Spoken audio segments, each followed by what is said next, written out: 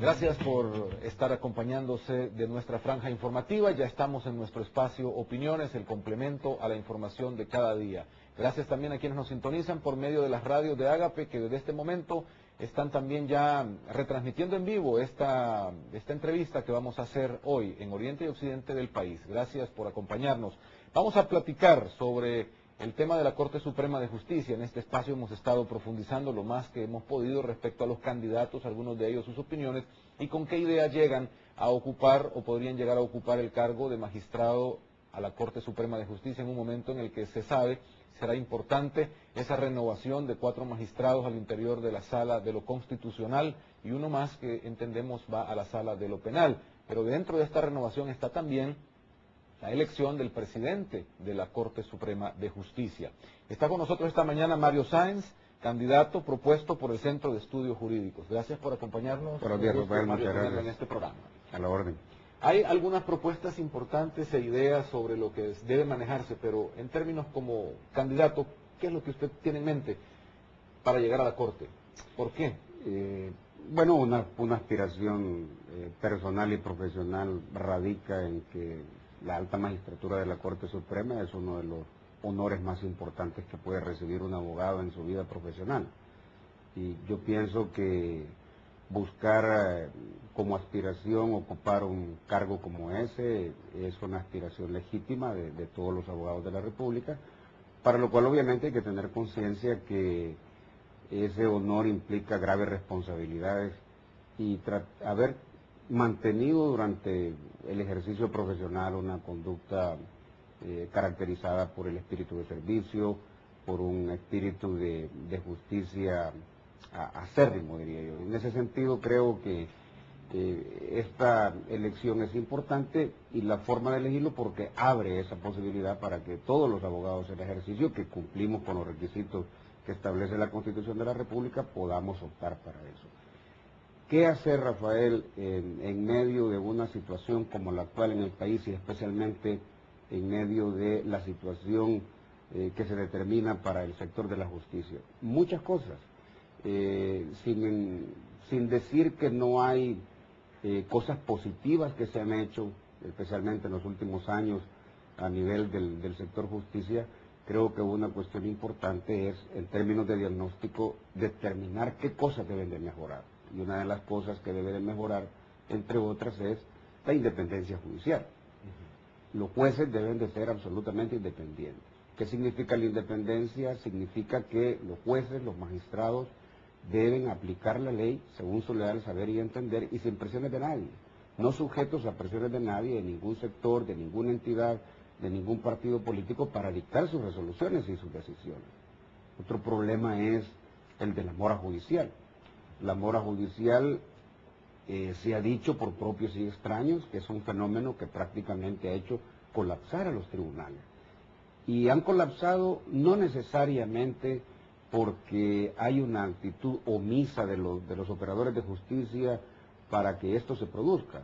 Es una situación compleja que va desde algunas leyes que a estas alturas pueden tener la característica de obsoleta, pero también obviamente no solo se trata de la legislación, sino que se trata también del manejo adecuado de lo que es impartir justicia a partir de un conocimiento de cómo se administra una unidad de esa naturaleza.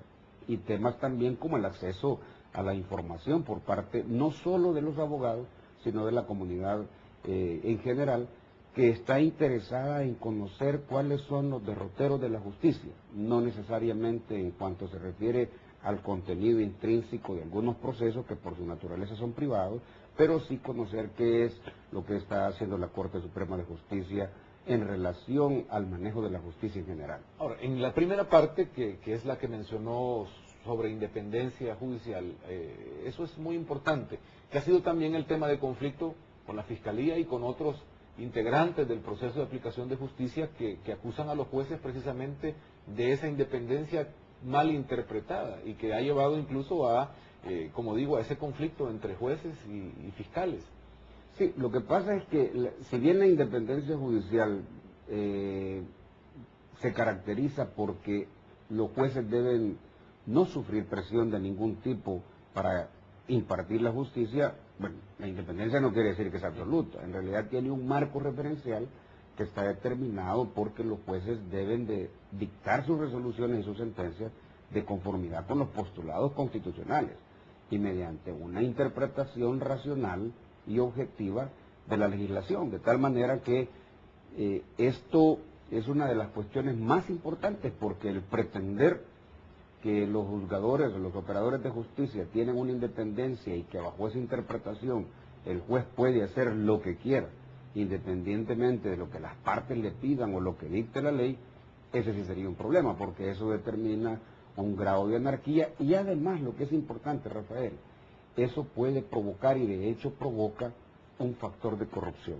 Yo creo que la independencia debe tener una interpretación correcta y debe tener sus límites, y los límites están dados por la propia legislación y por la propia Constitución de la República. Pero ¿qué pasa en la práctica? ¿Cómo funciona o qué debería funcionar respecto a la realidad de cómo se ha manejado la independencia judicial en El Salvador? ¿Se ha manejado correctamente? ¿Habría que hacer algunos ajustes? ¿O qué es lo que usted ve ahí? No, ajustes hay que hacerlo. De hecho, pienso que hay que transitar más agresivamente hacia la independencia judicial, pero no solamente de los jueces, sino que hasta dentro de la máxima casa de justicia. No es posible históricamente, porque eso es irresponsable, por ejemplo, seguir dictando resoluciones en la Sala de lo Constitucional, por ejemplo, que están sobre supuestos de carácter eminentemente político. Yo no niego que una resolución de la Sala de lo Constitucional tiene corte político, pero político en el sentido correcto de la palabra, pero no que sean decisiones tomadas por circunstancias coyunturales, por negociaciones políticas. Eso rompe la independencia, pero también en el caso de los jueces no pueden plegarse a intereses de sectores económicos o a intereses, lo voy a decir de esta forma, por ejemplo, de crimen organizado, presiones de ese tipo. No se puede, porque entonces se rompe la independencia. Allí es donde yo creo que hay que hacer una labor bastante fuerte y obviamente hacer una mayor y una vigilancia más efectiva respecto de el performance, respecto de la ejecución de cada uno de los jueces en sus diferentes áreas. Precisamente por eso es importante esta elección, por las cuotas de poder. Incluso se ha violentado el sistema de elección de magistrados, que hoy nos lleva a elegir 4 de una misma sala, y de lo constitucional, que es el tema, digamos, más álgido en términos de las decisiones que tienen que ver con lo político, pero son los mismos políticos los que van a elegir. ¿Cree usted que esta elección va a estar más allá, trascendiendo más allá de lo político? Ya se habla de que va a ser 2 magistrados para vos, 2 para vos, porque somos las fuerzas más grandes. Eso ya se oye en la Asamblea Legislativa, sin embargo, habrá que esperar. Pero ¿cuál es su opinión al respecto? 2 cosas quizás en ese aspecto son importantes. Lo primero es que los aspirantes a la Corte Suprema de Justicia no deben ser militantes, porque a partir del momento que un juez, magistrado o aspirante a este cargo sea un militante político, pierde una característica intrínseca que debe tener para tener esta aspiración, y es precisamente la independencia. En la medida en que alguien está corriendo en esta elección de los abogados con una característica de político, en esa medida pierde la imparcialidad, que es esencial para poder aspirar a un cargo como este. Ahora bien, no puede desconocerse ni histórica ni coyunturalmente que hay una fuerte presencia de la política y de la política partidista en lo que puede ser la elección de la Corte Suprema de Justicia.